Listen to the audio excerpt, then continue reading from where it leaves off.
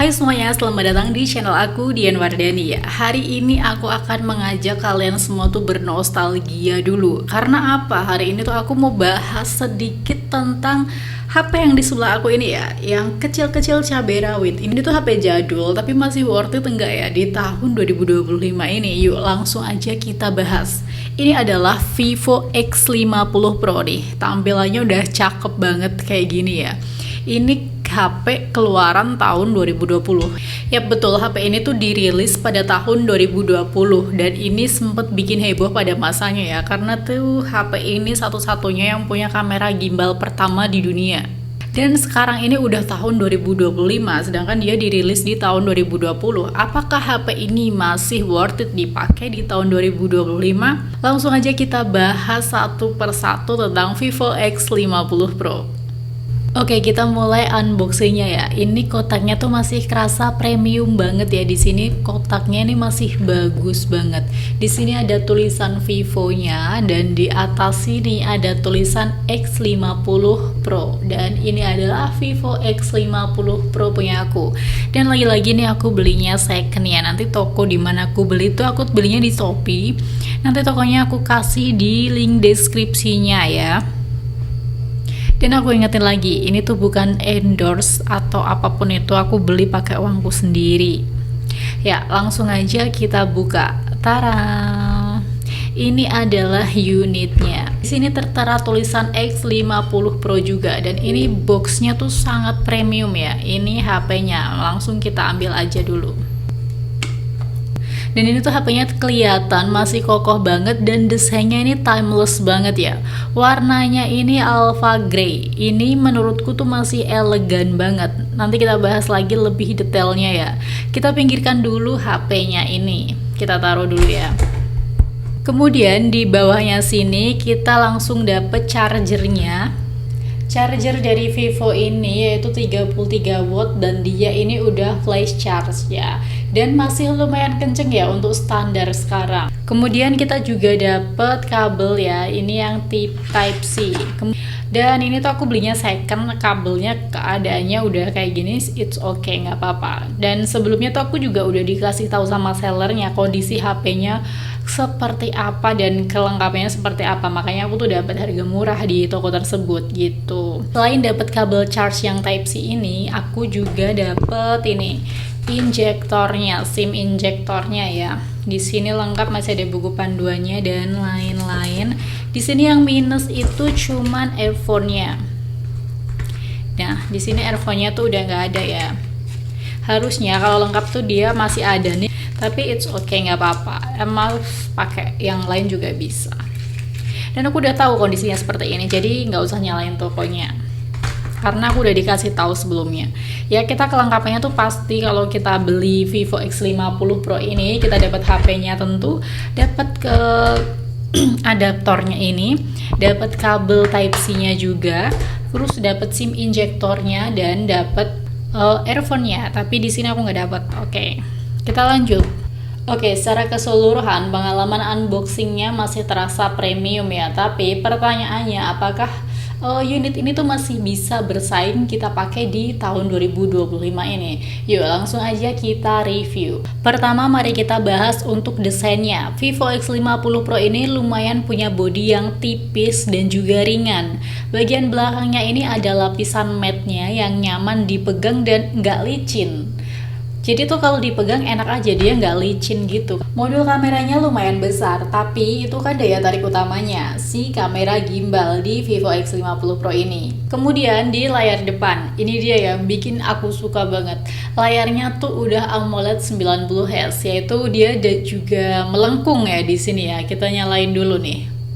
Nah, di tahun 2025 ini layar melengkung kayak gini udah kelihatan jadul apa enggak ya? Sepertinya sih enggak ya, karena tipe-tipe HP yang kayak gini tuh malah kelihatan elegan kalau menurutku, dan masih worth it lah. Kalau dari desain bodinya di sini tuh masih worth it banget nih.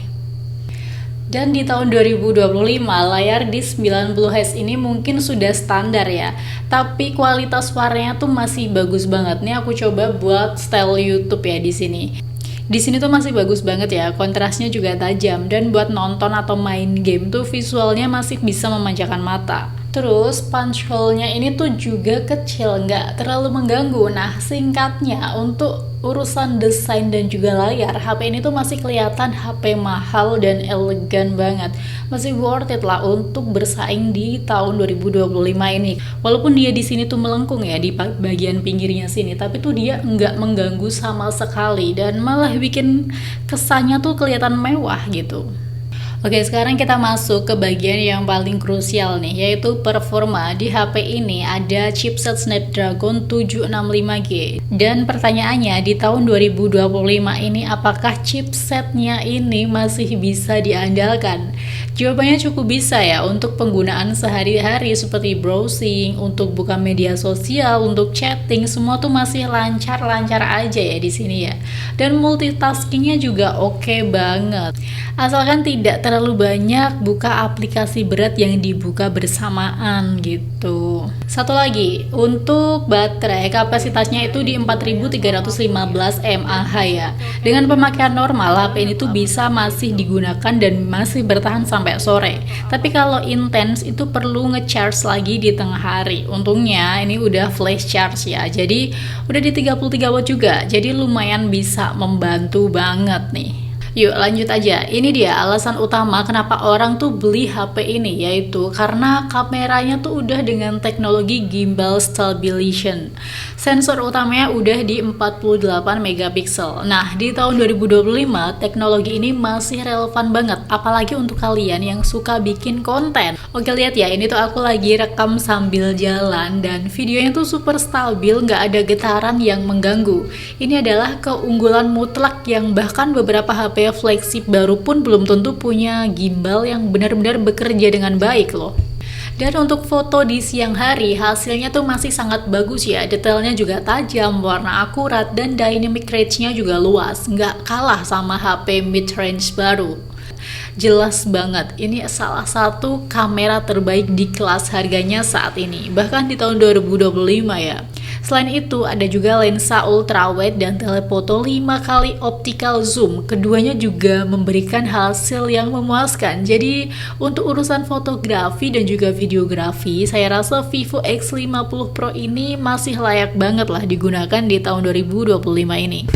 Nah, kalau buat performanya, HP ini tuh cuma dapat skor di 427.915 aja. Udah ketinggalan banget buat HP zaman sekarang ya. Cuma pas buat main game Mobile Legends tuh masih normal banget. Oke, di sini aku coba buat main game tuh nggak ada delay atau apapun ya. Dan masih oke-oke aja, masih oke banget lah menurut gue ini tuh. Tuh nggak ada delay atau apapun itu. Masih lancar-lancar aja ya nih, masih oke banget. Ini aku cuma main-main aja ya, aku nggak bisa main ini guys. Nah, untuk settingannya di sini dia kualitasnya tuh masih di HD, belum bisa ultra. Tapi untuk main game itu masih oke banget kok. Responnya juga mantep, walaupun layarnya ini melengkung ya. Dia di sini juga nggak ganggu sama sekali ya. Pokoknya di sini tetap mantep untuk HP keluaran di 2020-an nih. Layarnya seperti ini tuh tetap oke banget dibuat nge-game. Jadi nggak ada salahnya sih, masih worth it aja di tahun 2025. Mau kalian buat gaming atau kalian buat foto video, ini tuh juga masih bagus banget. Oke, jadi kita tadi udah unboxing ya untuk Vivo X50 Pro ini. Dan di tahun 2025, apakah HP ini masih layak untuk dibeli? Dan menurut saya masih layak banget ya, tapi dengan beberapa catatan. Kalian tuh harus beli HP ini kalau prioritaskan kamera, terutama untuk videografi yang stabil.